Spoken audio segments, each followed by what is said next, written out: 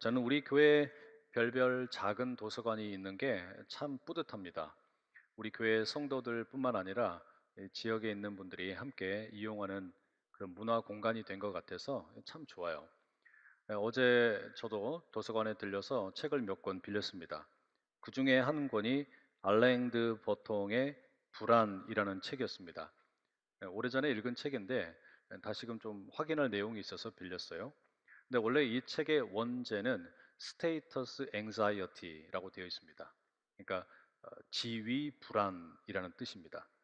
세상을 살아가는 사람들이 자신이 사회적으로 또 경제적으로 이 지위와 관련을 해서 불안을 느끼는 원인, 그 해결책, 이걸 제시하는 아주 흥미로운 책입니다. 이 책에 보면 그 속물이라는 우리가 말을 쓰죠. 그 말의 어원에 대해서 아주 흥미롭게 이야기를 해줍니다.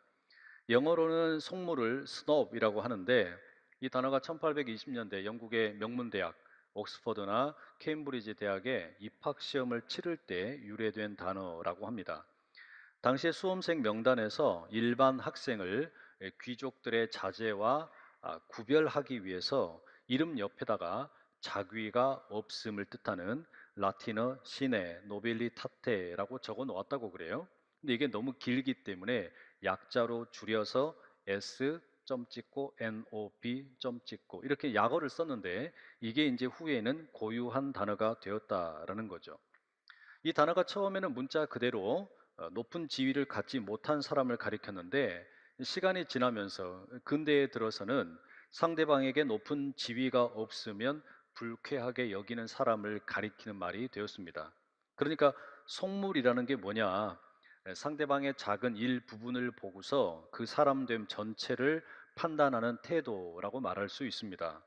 그러니 어떤 사람을 가리켜 우리가 속물이다라고 말하면 그것은 조롱 또는 경멸하는 의미가 내포되어 있겠죠. 오늘날 우리가 이렇게 세상 살아가면서 이런 속물적인 태도가 잘 드러나는 그런 자리가 어디일까 생각을 해보면 우리가 사람을 만나가지고 무슨 일 하세요? 이렇게 묻곤 하잖아요. 그 직업을 묻는 표현 속에 때로는 이런 속물근성이 나타나지 않나 생각이 듭니다. 상대방의 대답에 따라서 그 상대방의 지위 그리고 사람됨을 지레 짐작하고 섣부르게 판단을 한다라는 말입니다. 저도 그랬던 것 같아요. 물론 여러분 이것은 저만 그런 것은 아닐 겁니다. 알랭드 보통이 이 책에서 어른이 된다는 것과 관련해서 또 이렇게 말합니다. 어른이 된다는 것은 냉담한 인물들, 속물들이 지배하는 세계에서 우리 자신을 차지한다는 의미이다. 그런 인물들의 행동은 지위에 대한 우리의 불안의 한가운데 자리 잡고 있다. 그리고서 뭐라고 결론을 내리냐면, 그러니까 어른이 되는 것은 결국 점점 속물이 되어 가는 것인데, 이 과정에서 가난이라고 하는 것은 낮은 지위에 대한 물질적인 형벌이라면 무시와 외면이라고 하는 것은 이 속물적인 세상에서 지위를 갖추지 못한 사람에 대한 감정적인 형벌이다. 이렇게 말을 합니다. 이 말에 너무 마음에 와닿았어요. 제가 대부분 동의할 수밖에 없었습니다. 우리가 살고 있는 세상이 지극히 속물근성으로 가득한 것 같아요. 천민자본주의라고도 말하죠. 부모가 가진 것이 없고 물려줄 것이 없어서 자녀에게 미안하다고 말해야 하는 시대입니다. 청춘 남녀들이 돈이 없어서 나는 너랑 결혼할 수 없다라고 아프게 절규해야 하는 시대입니다. SNS에 멋진 일상을 남기는 친구의 사진을 보면서 상대적인 박탈감을 심하게 느껴야 하는 그런 시대라는 말이죠. 우리가 이런 세상에 살다 보니까 자연스럽게 내 지위에 대해서 불안을 느끼는 거예요. 내 경제적인 지위, 또 사회적인 지위에 대해서 흔들린다 느끼고 두려워하는 겁니다. 가난이라고 하는 것이 그런 낮은 지위에 대한 물질적인 형벌이라면 무시와 모욕은, 외면은 감정적인 형벌이 된다라는 것이죠. 여러분, 이게 오늘 우리들의 인정할래야 인정할 수밖에 없는 현실이라면 성경은 도대체 이런 우리들에게 뭐라고 이야기를 해줄까요? 어떤 말씀을 들려주겠습니까? 이런 관점을 가지고 오늘 본문을 좀 읽어보려고 합니다. 이 3절에 보면 찬송하리로다 라는 말로 시작을 해서 14절의 맨 마지막에는 찬송하게 하려 하심이라 이렇게 끝을 맺습니다. 그러니까 바울은 지금 이 하나의 문장 전체를 통해서 처음과 끝에 찬송을 권유하고 있습니다. 우리가 찬송하자는 이야기죠. 우리가 찬송을 부르자 초청을 하고 있는 겁니다. 왜 찬송을 부르자고 말하는 걸까요? 바울이 우리에게 또 에베소 교회 성도들에게 찬송을 부르자 권면하는 세 가지 이유로 우리가 요약을 해볼 수 있습니다. 첫째는 하나님의 선택하심 때문입니다. 4절의 말씀 읽어드리죠. 곧 창세 전에 그리스도 안에서 우리를 택하사 우리로 사랑 안에서 그 앞에 거룩하고 흠이 없게 하시려고. 여러분, 바울이 언급하는 우리가 찬송해야 할 첫 번째 이유는 하나님의 선택이라고 말합니다. 근데 이 선택이 참 놀라워요. 언제 선택하셨다고 말하냐면 창세 전에, 세상이 창조되기 전에, 시간이 시작되기 전으로 거슬러 올라가서 오직 하나님만이 존재하고 계시는 그때에 무언가 하나님이 행하셨는데 그게 뭐냐면 저와 여러분을 선택하셨다라는 겁니다. 하나님은 창세 전에 그리스도 안에서 우리를 선택하셨습니다. 여러분, 이게 참 놀라워요. 이 창세 전이라는 말은 그리스도께서 십자가와 부활의 사건을 행하시기 전입니다. 또 이 창세 전이라고 하는 것은 우리가 아직 만들어지기도 전이고 이 세상에 나오지도 않은 때입니다. 게다가 4절의 뒷부분의 말씀 보시면 거룩하고 흠이 없게 하시려고 이런 구절이 있어요. 거룩하고 흠이 없게 하시려고 우리를 선택하셨다는데 여러분, 이걸 뒤집어 보면 뭐가 됩니까? 우리가 거룩하지 않고 흠이 많다는 이야기죠.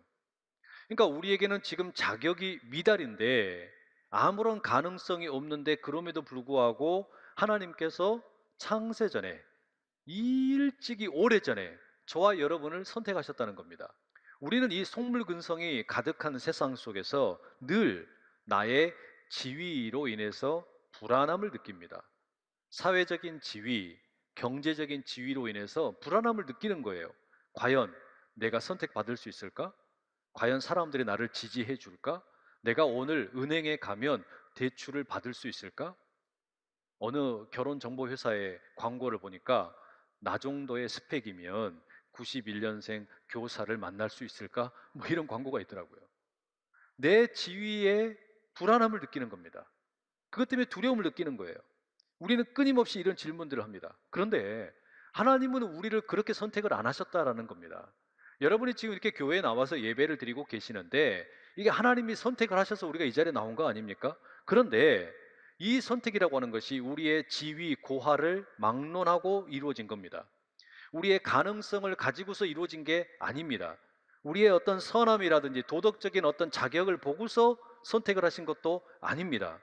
우리의 어떠함과 상관없이 창세 전에 미리 선택을 하셨습니다. 여러분, 이게 복음이에요. 복음이라고 하는 것은 이렇게 시작이 된 겁니다. 내 자격과 가능성과 상관없이 내가 이 땅에 태어나기 전부터 하나님께서 신비 가운데 나를 택하셨다. 그러니 여러분, 세상에서는 우리가 자격이 될까, 내 지위가 어떠할까 불안하고 두렵지만 그 모든 것으로부터 하나님은 우리를 해방시키시는 겁니다. 이 은혜가 여러분 가운데 있기를 축복합니다.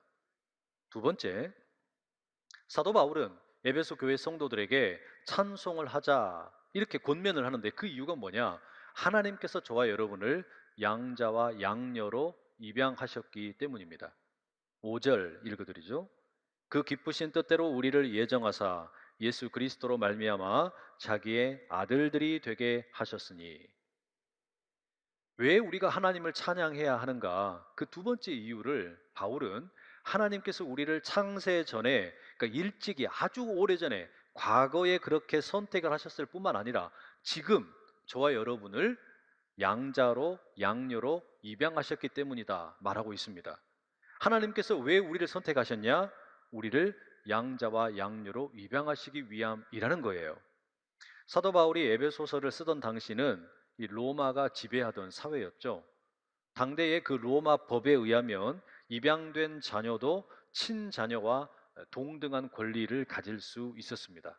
특히 그 로마 황제들의 계보를 보게 되면 이게 참 흥미롭습니다. 율리우스 카이사르가 옥타비아누스를 입양을 합니다.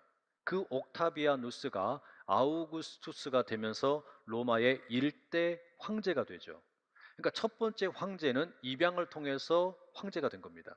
그리고 아우구스투스는 2대 황제가 되는 티베리우스를 또 입양을 합니다.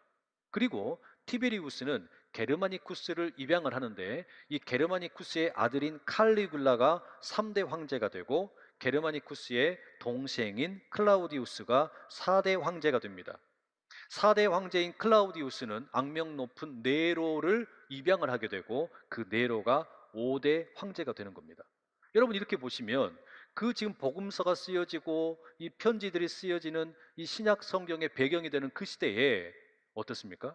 로마의 황제들은 하나같이 양자됨을 통해서 입양을 통해서 황제가 되었다는 이야기예요. 본래 자신이 황제의 자녀가 아닌데 입양을 통해서 로마 전체의 통치자가 되었다는 겁니다. 오늘 우리 사회에도 이러한 예가 있지요. 비근한 예로 대한민국 글지의 대기업인 LG그룹의 현 회장은 구광모 회장입니다. 이분이 그런 케이스예요. LG의 전 회장은 구본무 회장이었습니다. 근데 구본무 회장의 아들인 구원모 씨가 교통사고로 요절을 하게 됩니다. 그러자 장자 승계 전통을 잇기 위해서 동생인 구본능 희성그룹 회장의 아들인 구광모를 2004년에 양자로 받아들입니다. 그리고 지금은 그 구광모가 LG그룹 전체의 리더가 된 거예요. 로마의 황제 계보나 대기업 회장의 계보에 있어서 입양이 있다라고 하는 것은 그래도 좀 이해가 됩니다. 뭐 혈연 관계를 통해서 입양이 이루어지고 능력의 출중함을 보고 그렇게 선택을 했다는 말이에요. 그런데 하나님께서 저와 여러분을 양자와 양녀로 입양하신 것은 이건 좀 경우가 다릅니다. 앞서 말씀드린 것처럼 자격이 없습니다. 가능성이 있는 것도 아니에요. 그리고 무언가 지금 우리가 뚜렷하게 잘하는 게 있는 것도 아닌데 도덕적으로 선한 것도 아닌데 우리를 양자로 삼으신 거예요. 이게 기가 막힌 일이에요. 그래서 나를 창세전에 선택을 했다라고 하는 것도 참 희한한 일인데 나를 입양을 하셨다라고 하는 것도 이게 어안이 벙벙하다는 말입니다. 게다가 하나님께서 여러분 우리를 입양을 하실 때 이게 그냥 이루어진 일이 아니라 무언가 대가를 지불하십니다. 그걸 성경에서는 예수 그리스도의 속량이라고 말합니다. 속량이라고 하는 것은 누군가가 종이 되었는데 이 종을 대신 값을 지불해주고 해방시켜 준다는 의미예요. 또 내가 가지고 있던 땅을 빼앗겨 버렸는데 대신해서 값을 지불하고 그 땅을 회복시켜 주셨다, 이런 의미입니다. 이게 속량이에요. 그러니까 하나님께서는 우리를 입양을 하실 때 값을 지불하는데 그 값을 누가 지불했냐? 예수님이 그 값을 지불했다는 겁니다. 그럼 이게 돈입니까? 아니면 뭐 금덩어리입니까? 아니에요. 예수님이 지불하신 그 값이라고 하는 것은 다름 아닌 생명입니다. 피값이에요.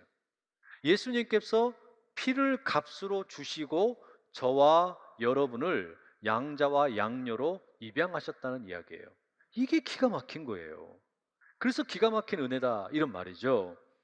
여러분, 세상에서는 여러분 우리가 지위가 어떠한가, 내가 과연 사람들에게 선택받을 수 있을까, 내가 이곳에서 인정받을 수 있을까, 내 조건이면 내가 원하는 것을 지금 받을 수 있을까, 이런 걱정이 되고 불안이 되고 두려움이 있잖아요. 그런데 예수님께서 우리를 위해서 속량하셔서 그 생명의 값을 지불하셔서 저와 여러분이 하나님의 자녀가 되었다는 거예요. 이게 기가 막힌 겁니다. 그러니 어찌 우리가 잠잠할 수 있겠습니까? 바울이 이야기하듯이 찬송하리로다, 찬송하리로다, 이 바울의 외침이 당연하게 들립니다.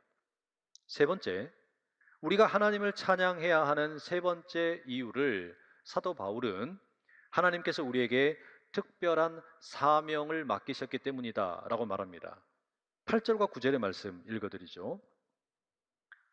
이는 그가 모든 지혜와 총명을 우리에게 넘치게 하사 그 뜻의 비밀을 우리에게 알리신 것이요 그의 기뻐하심을 따라 그리스도 안에서 때가 찬 경륜을 위하여 예정하신 것이니. 자, 여러분 앞선 내용을 다시 한번 정리해 볼게요. 하나님께서 일찍이 아주 오래전에 과거에 창세 전에 저와 여러분을 선택하셨어요. 그리고 예수님께서 우리를 위해 생명을 값으로 지불하셔서 우리가 하나님의 양자가 되고 양녀가 되는 입양을 경험하게 되었습니다. 그리고 우리에게 무엇을 맡기셨냐면 앞으로 무언가 특별한 사명을 감당하도록 맡기신다는 겁니다. 특별한 일을 하도록. 여러분, 그게 9절의 비밀이라는 단어 속에 내포된 의미입니다. 비밀이라는 것이 헬라 말로는 미스테리온, 그러니까 미스테리, 신비라는 뜻입니다.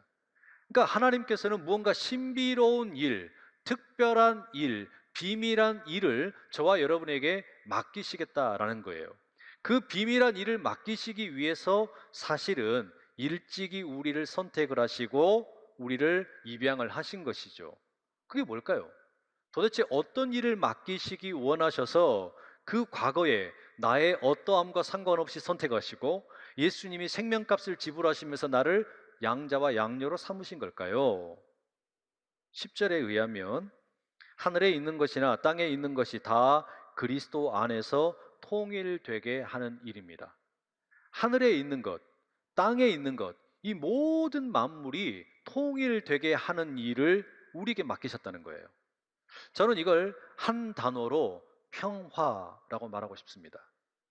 하나님께서 우리에게 맡기신 특별한 사명이라는 게 뭐냐? 하나님께서 우리에게 맡기신 이 비밀스러운 사명, 이 신비로운 사명이라는 게 뭐냐면 평화라는 거예요. 하늘과 땅이 모두가 다 조화롭게 살아가는 그런 세상을 만들어라. 이게 하나님 우리에게 맡기신 사명이란 말이죠. 왜 그럴까요? 왜냐하면 사람들이 가만히 보니까 죄에 물들어서 평화를 위해서 일을 못하기 때문입니다. 앞서 말씀드린 것처럼 우리는 이 자본주의 사회에서 내 지위가 어떠한가에 불안을 느끼고 늘 두려워하며 살아갑니다. 그러니 어떻게 평화로울 수 있겠어요?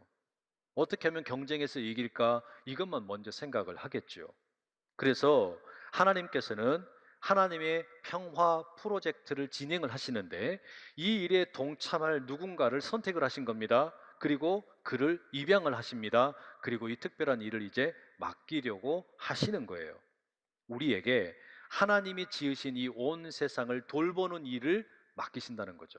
구체적으로 말씀드리면 어떤 누구도 자기 지위에 대한 불안함 때문에 두려워하지 않도록 하는 일, 또 우리의 소중한 다음 세대 청소년 청년들이 생을 비관하다가 생을 스스로 마감을 하지 않도록 하는 일, 또 우리 남한과 북한과 같은 이런 아직 종전 선언을 하지 못하고 휴전 상태에 놓여 있는 이 땅에 다시는 칼을 들고 총을 들고 전쟁하는 일이 일어나지 못하도록 하는 일, 그리고 하늘과 땅과 바다에 살고 있는 모든 동식물들이 인간의 욕심과 탐욕으로 인해서 멸종되는 일이 없도록 하는 일, 바로 이런 일을 감당하라고 하나님께서 우리를 일찍이 오래전에 택하셨고 우리를 예수 그리스도의 피값으로 속량하셔서 입양을 하시고 이 특별한 신비로운 사명을 맡기셨다는 겁니다.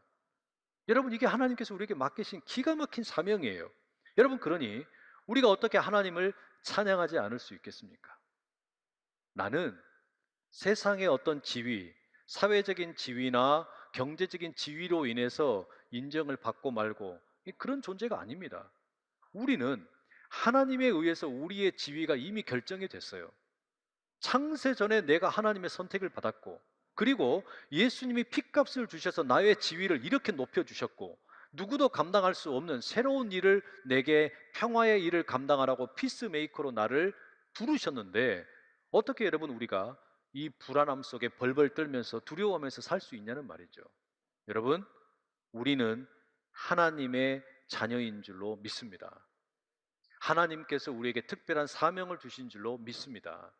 이 스스로의 자신감과 자존감을 가지고 날마다 하나님을 찬양할 수 있기를 간절히 소망합니다.